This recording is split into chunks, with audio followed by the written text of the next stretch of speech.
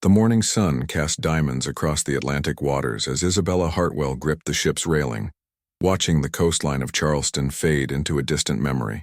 The merchant vessel Providence cut through the gentle swells with practiced ease, carrying her toward what her father called a proper education in Boston. At 19, Isabella had grown tired of the suffocating parlors and endless etiquette lessons that defined a Southern belle's existence. The ocean breeze whipped through her auburn curls, and for the first time in months she felt truly alive. "Miss Hartwell, perhaps you should retreat to your cabin," suggested Mrs. Pemberton, her elderly chaperone, clutching her shawl against the increasingly aggressive wind. The captain mentioned possible rough weather ahead. Isabella's emerald eyes sparkled with defiance. "A little wind never hurt anyone, Mrs. Pemberton. Besides, I'd rather face a storm than another lecture about proper needlework." The older woman huffed disapprovingly, but said nothing more, retreating below deck with the other passengers. As if summoned by Isabella's words, dark clouds began gathering on the horizon like an army of shadows. The ship's crew moved with sudden urgency, their casual banter replaced by sharp commands and worried glances skyward. Captain Morrison, a weathered man with kind eyes, approached Isabella with obvious concern. "Miss, I must insist you go below immediately. This storm is coming faster than any I've seen in 30 years at sea." His voice carried an authority that even Isabella's rebellious spirit couldn't ignore. She nodded reluctantly, taking one last look at the churning waters that had transformed from peaceful blue to an ominous steel gray. Below deck, the passengers huddled together as the ship began to pitch violently. Isabella pressed her face against the small porthole, watching lightning split the sky like divine fury. The storm seemed almost supernatural in its intensity, as if Neptune himself had awakened in rage. Thunder crashed overhead with such force that the ship's timbers groaned in protest. Then, through the chaos of wind and rain, Isabella saw something that made her blood freeze. A ship was approaching through the storm, a massive black vessel that moved with impossible grace through the turbulent waters. Its sails were dark as midnight, and even in the driving rain, she could make out the distinctive outline of a skull and crossbones flying from its mainmast. "Pirates," she whispered, her heart hammering against her ribs. The attack came swift and merciless. The pirate ship, defying all laws of nature and seamanship, pulled alongside the Providence as if the storm was merely a gentle breeze. Grappling hooks flew through the air, and dark figures swung across on ropes, their battle cries mixing with the howling wind. The sound of clashing steel echoed from above as the crew fought desperately to defend their vessel. Isabella pressed herself against the cabin wall, watching in horror as passengers screamed and scattered. Mrs. Pemberton had fainted dead away, her smelling salts scattered across the floor. Through the chaos, Isabella heard heavy footsteps approaching their cabin, and her breath caught in her throat. The door exploded inward, splintering from its hinges. A figure filled the doorway, tall, imposing, and completely soaked from the storm. Lightning flashed behind him, creating a silhouette that seemed more myth than man. His long black coat billowed around him like wings, and when he stepped into the dim cabin light, Isabella's defiant words died on her lips. He was nothing like the toothless, scarred brutes she'd imagined. His face was aristocratic, with sharp cheekbones and a strong jaw darkened by stubble. Wet black hair fell across his brow, framing eyes that were the color of storm clouds, gray and dangerous and somehow haunted. A scar ran from his left temple to his jaw, adding menace to features that might otherwise have been called beautiful. "Well, well," he said, his voice a low rumble that seemed to resonate in Isabella's chest. "What have we here?" His accent was refined, educated, not the rough speech she'd expected from a pirate. Those storm-gray eyes studied her with an intensity that made her feel exposed, as if he could see straight through to her soul. Isabella lifted her chin with all the courage she could muster. "I am Isabella Hartwell of Charleston, and I demand you release this vessel immediately. My father is a prominent merchant, and he will—" The pirate's laugh cut through her words like a blade. "Your father's influence means nothing where you're going, princess." He stepped closer, and Isabella caught a scent that confused her. Not the expected stench of unwashed pirate, but something clean and masculine, like sea salt and leather, with an underlying hint of something exotic, almost regal. "You're coming with me," he continued, his eyes never leaving hers. "Consider it destiny. I will do no such thing."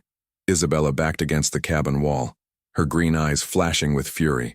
"I am not some common tavern wench you can simply—" In one fluid motion he closed the distance between them, his hand gently but firmly grasping her wrist.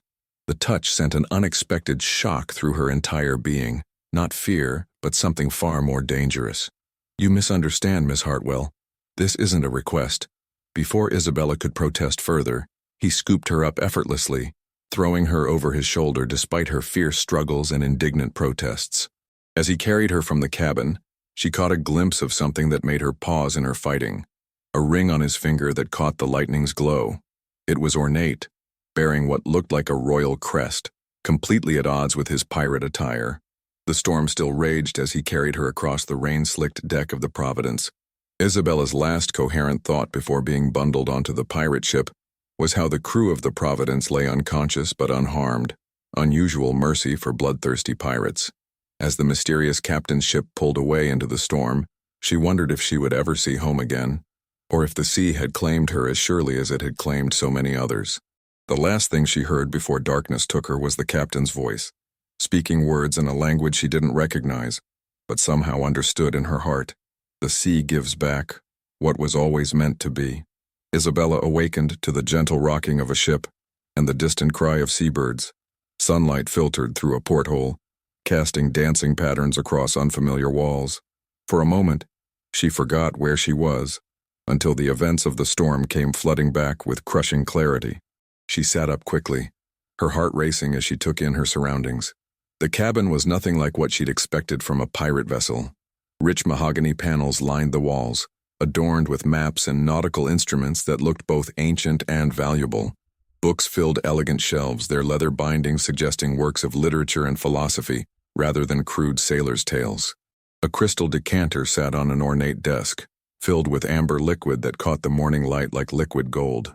Isabella's dress had been replaced with clean, simple clothing, a white cotton shirt, and dark trousers that, while practical, fit her surprisingly well.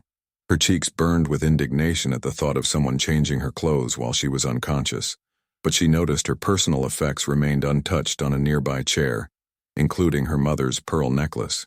A soft knock interrupted her thoughts. "Miss Hartwell?" The voice was feminine with a slight Caribbean accent. "The captain requests your presence on deck." Isabella moved to the door, finding it unlocked. A young woman with coffee-colored skin and intelligent brown eyes stood in the narrow corridor, wearing a simple blue dress that spoke of freedom rather than servitude. Her smile was warm but cautious. "I'm Elena," she said softly. "I serve as— well, I suppose you could say I'm the captain's advisor. He asked me to escort you topside when you awakened." "Advisor?" Isabella raised an eyebrow.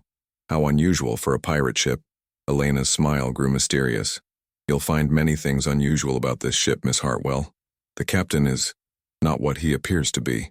As they climbed the narrow stairs to the main deck, Isabella's breath caught in her throat. The ship was magnificent, larger than any vessel she'd seen, with pristine white sails that billowed in the tropical breeze. The crew moved with military precision, their clothing clean and well-maintained. These weren't the savage cutthroats of tavern tales, but disciplined sailors who carried themselves with pride. But it was the sight beyond the ship that truly stole her words. They were anchored in a hidden lagoon, surrounded by towering cliffs covered in lush tropical vegetation. Waterfalls cascaded down the rock faces like silver ribbons, feeding crystal-clear pools below. The island seemed like something from a fairy tale, untouched by civilization and impossibly beautiful. "Welcome to Isla Perdida," Elena said, noticing Isabella's amazement. "The Lost Island. It appears on no map and can only be found by those who know its secrets." "And your captain knows its secrets?" Isabella asked, still mesmerized by the natural paradise surrounding them. "He knows many secrets, Miss Hartwell. Perhaps more than he wishes to." Isabella turned at the sound of approaching footsteps. The captain emerged from his quarters, and in the bright morning light, she could see him clearly for the first time.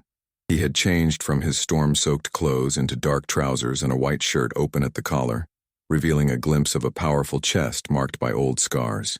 His black hair was pulled back, emphasizing the aristocratic lines of his face and that intriguing scar that added danger to his noble features. "I trust you slept well?" he asked, his gray eyes studying her with that same unsettling intensity. "As well as one can when kidnapped by pirates." Isabella replied, lifting her chin defiantly. I demand to know why you've brought me here and when you intend to return me to my family. The captain's mouth curved in what might have been amusement. Direct as always, Miss Hartwell. I admire that quality. He moved to the ship's railing, gazing out at the hidden paradise. As for why you're here, let's say the sea whispered your name to me. That's no answer at all. Isabella's frustration boiled over. You speak in riddles like some fortune teller. I want the truth. He turned back to her, and for a moment, something flickered in those storm-gray eyes. Pain, perhaps, or regret. The truth is a luxury I've long since abandoned, Princess. But I can tell you this. You're here because fate demands it. And you're safer on this island than anywhere else in the world. Safer from what? Isabella demanded. Before he could answer, a cry rang out from the crow's nest. Captain, ships on the horizon, flying the Emperor's colors. The change in the captain was immediate and dramatic. His entire demeanor shifted from mysterious charm to deadly focus. He pulled out a spyglass, studying the distant vessels with the practiced eye of a military commander, rather than a common pirate. How many? He called up. 3 warships, Captain. They're heading straight for us. Isabella watched in fascination as the captain's crew sprang into action without a single shouted order. They moved like a well-trained navy, preparing the ship for what she assumed would be battle. But instead of readying cannons, they were preparing to sail. Who are they? Isabella found herself asking Elena, who had remained close by. Men who would see our captain dead, Elena replied grimly. Men who fear what he might become if he ever reclaims what was stolen from him. What was stolen? Isabella pressed, but Elena's attention was fixed on the captain. He lowered the spyglass, his jaw set in grim determination. We make for the caves, he commanded. Signal the shore watch. Tell them to prepare the sanctuary. As the ship began to move toward what appeared to be solid cliff face, Isabella gasped in amazement.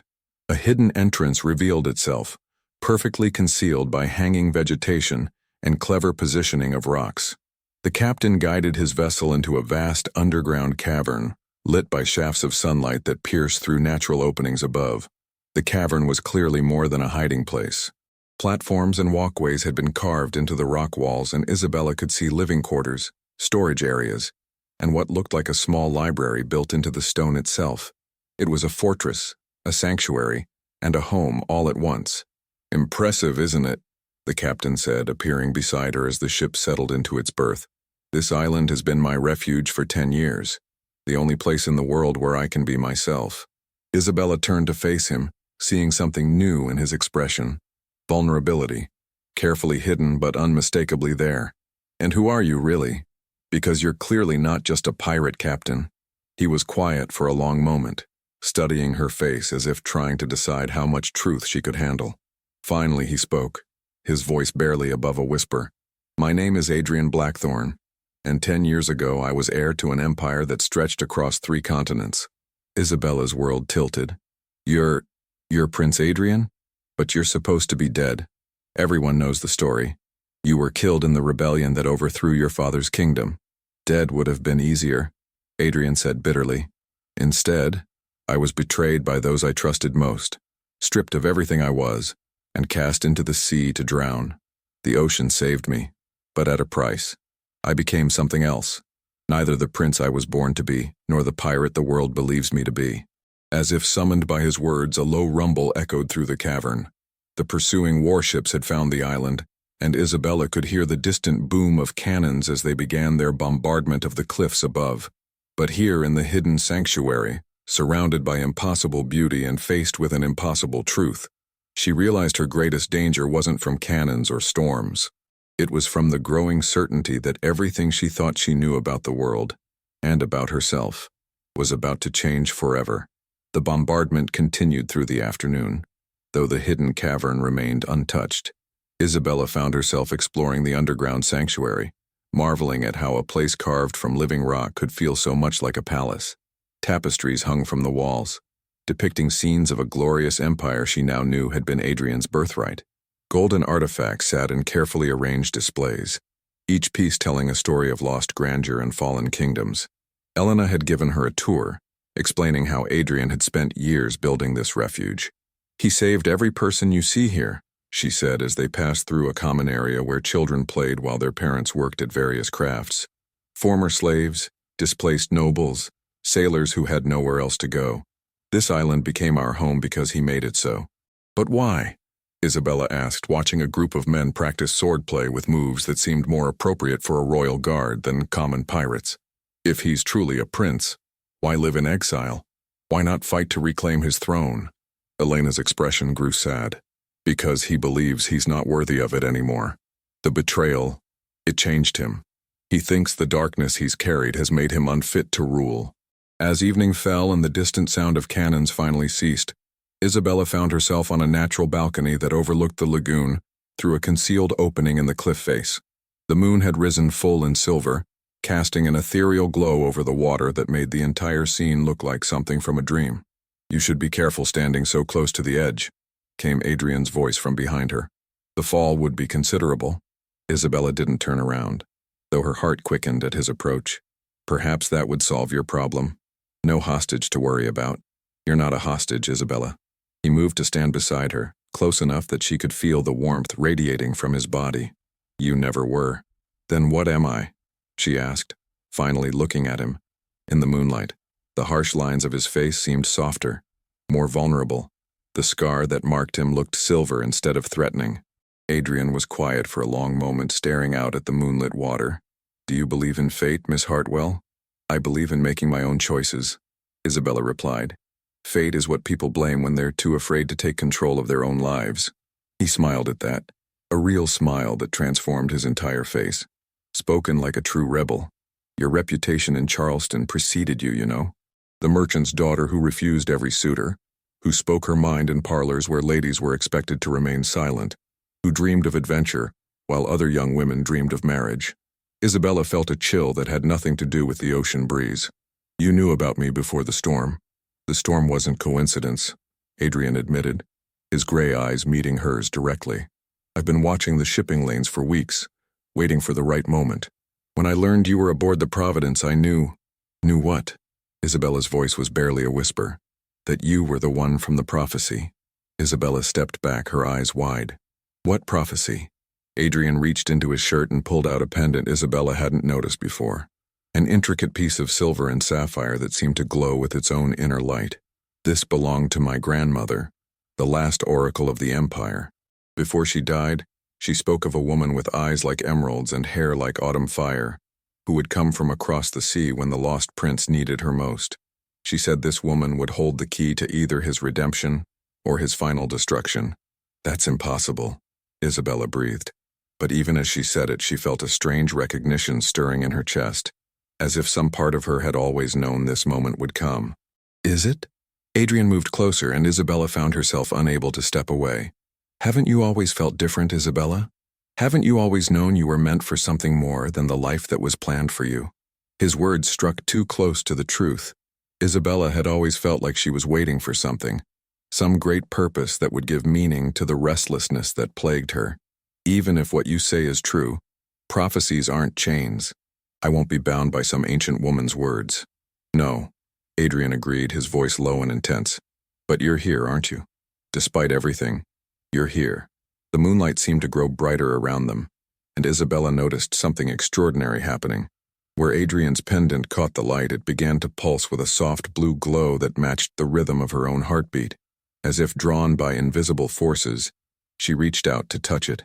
The moment her fingers made contact with the pendant, images flashed through her mind like lightning. She saw a great empire in its glory days, with Adrian, younger, unmarked by scars or betrayal, standing proud beside a throne.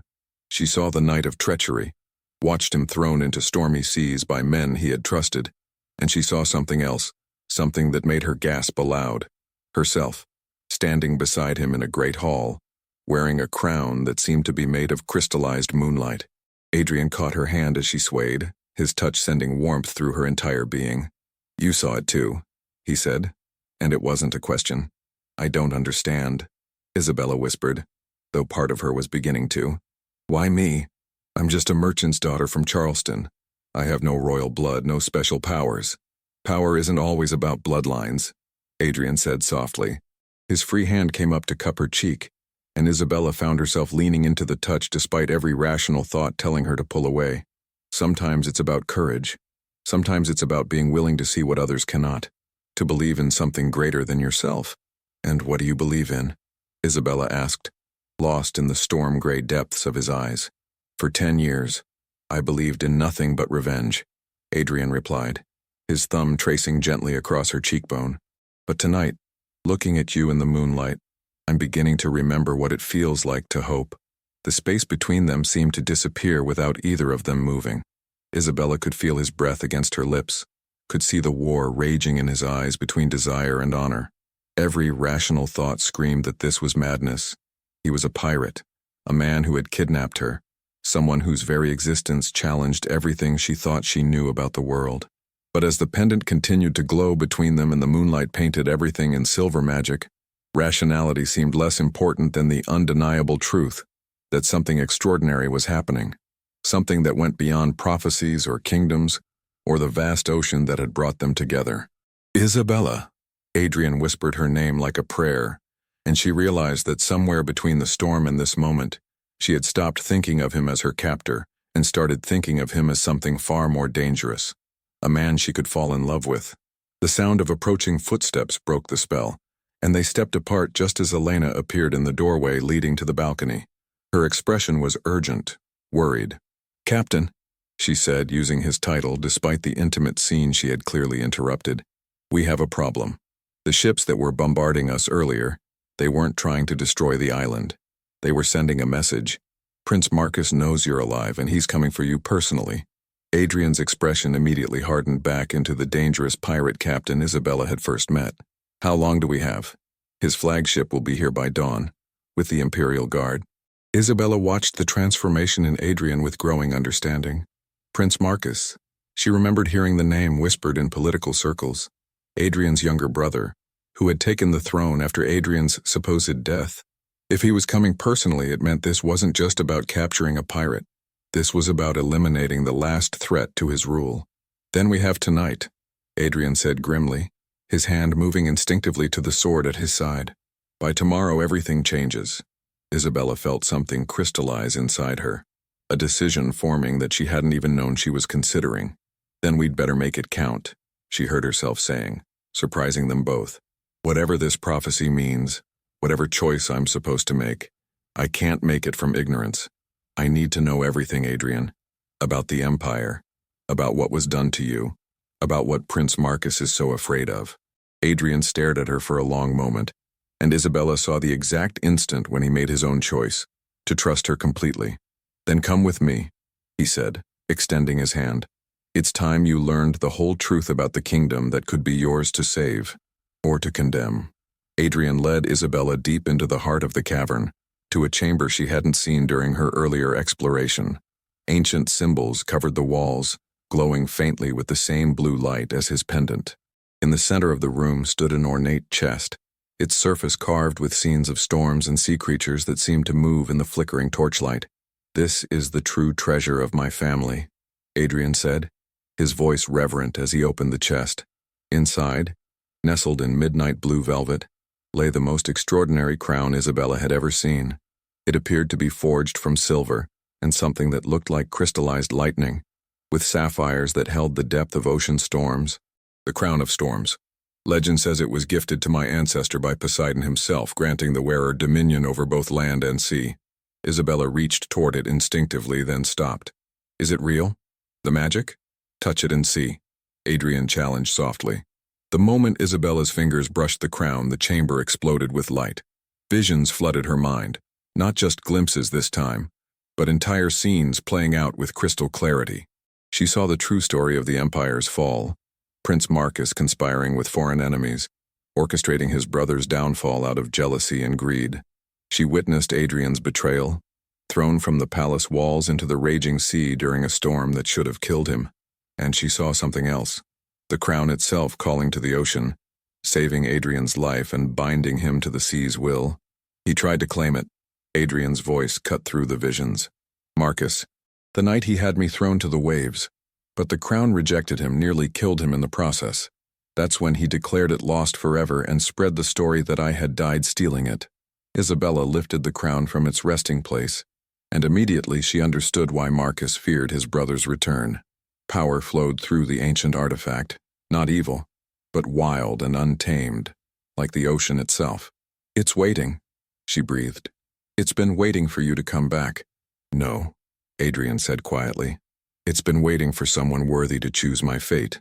The oracle's prophecy was clear. The woman from across the sea would determine whether I reclaim my birthright or remain lost forever. Outside, the first light of dawn was beginning to creep across the horizon, and with it came the sound they had all been dreading: ship's bells and the splash of anchors. Prince Marcus had arrived. Elena burst into the chamber, her face flushed with urgency. "Captain, they've blocked the harbor. Marcus himself is leading a landing party to the main beach.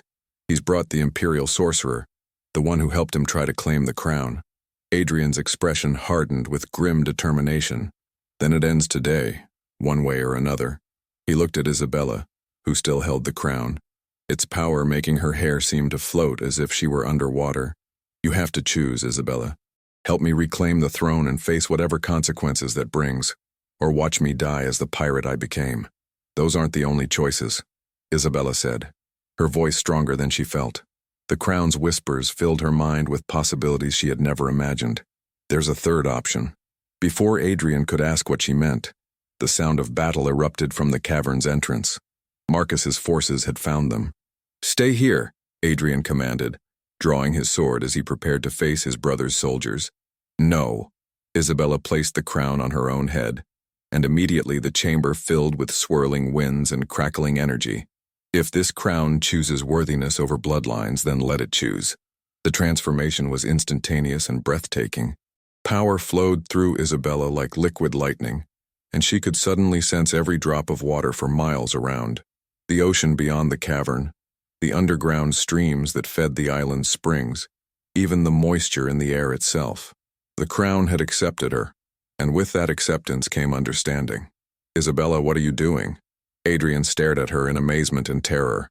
"What the prophecy always intended," she replied, her voice now carrying the sound of distant thunder. "The crown doesn't care about royal blood, Adrian. It cares about the willingness to protect those who cannot protect themselves. You've spent 10 years doing exactly that." Together, they emerged from the inner chamber to find the cavern under siege. Marcus's soldiers had indeed found the entrance, but Adrian's people were holding their ground with the fierce loyalty of those who fought for home rather than coin. In the center of the battle stood Prince Marcus himself, a man who bore only a passing resemblance to his brother, his face marked by years of paranoia and cruel ambition. "So," Marcus called out when he saw Adrian and Isabella emerge, "the dead prince lives, and he's found himself a sorceress to hide behind." "I hide behind no one," Adrian replied, his own sword gleaming in the supernatural light emanating from Isabella's crown. "Least of all from a usurper who murdered his own father and sold our empire to foreign masters." Marcus laughed bitterly. "Father was weak, just as you were weak. But I've heard the stories of what you've become, a common pirate, preying on merchant ships, how the mighty have fallen. He's saved more lives than you ever have." Isabella stepped forward, and the very air seemed to shimmer around her. "Which is why the crown chose him over you, and why it chooses him still." With a gesture, Isabella called upon the power flowing through her.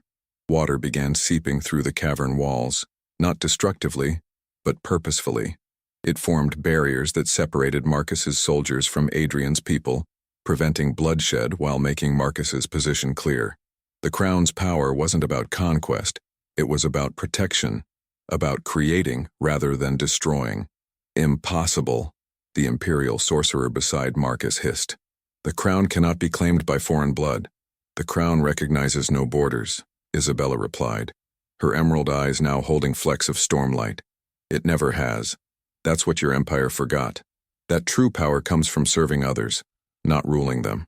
Marcus, seeing his advantage slipping away, drew his own blade and charged toward Adrian. The brothers clashed in the center of the cavern, while Isabella maintained her control over the supernatural forces swirling around them. Steel rang against steel as years of betrayal and bitterness played out in their deadly dance. But Adrian was no longer the naive prince Marcus had betrayed years ago. He had been forged by storms and tempered by loss, and when Marcus overextended himself in a desperate lunge, Adrian's blade found its mark. Not a killing blow, but one that sent his brother's sword spinning into the dark water. "It's over, Marcus," Adrian said, holding his blade to his brother's throat. "Surrender, and I'll show you the mercy you never showed me." Marcus looked up at Isabella, crowned with stormlight and terrible in her beauty, then at his brother who had somehow become both more and less than the prince he had tried to destroy. "What happens now?" he asked, his voice defeated. Isabella stepped forward, and as she did, she felt the crown's power offering her visions of possible futures. She could see herself ruling beside Adrian, restoring the empire to its former glory. She could see herself wielding the crown's magic to reshape the world according to her will. But she could also see another path, one that required the greatest sacrifice of all. "Now," Isabella said, reaching up to remove the crown from her head, "we choose something different." Before anyone could stop her, she walked to where Adrian stood and placed the crown on his head. The moment it settled into place, the cavern filled with light so brilliant that everyone had to shield their eyes. When it faded, Adrian stood transformed, not just a pirate captain or a lost prince, but something entirely new. "The sea gave you to me," Isabella said softly, echoing his words from that first storm-tossed night, "but it also gave me a choice. I choose to give you back your crown, but not your old empire. Build something better, Adrian. Build something worthy of the man you've become." The crown's power flowed through Adrian now, but tempered by Isabella's wisdom and strengthened by her love. He could feel the ocean calling to him, offering dominion over all its territories, but he could also feel something more important: the trust of the people who had followed him into exile, and the love of the woman who had freed him from the prison of his own past. "And you?" Adrian asked, his storm-gray eyes searching hers. "What do you choose for yourself?" Isabella smiled, and in that smile was all the adventure she had ever dreamed of, and all the freedom she had ever craved. "I choose the sea," she said simply. "I choose you. I choose to help you build this better world, even if we have to sail to the ends of the earth to do it." As the morning sun filled the cavern with golden light, the crown of storms pulsed once more, and those watching swore they could hear the ocean itself whispering its approval. The prophecy was fulfilled, but not in the way anyone had expected. The lost prince had indeed been restored, but more importantly, the kingdom that would rise from this moment would be built on love rather than conquest, on protection rather than domination, and somewhere in the distant waters, new adventures were already calling their names.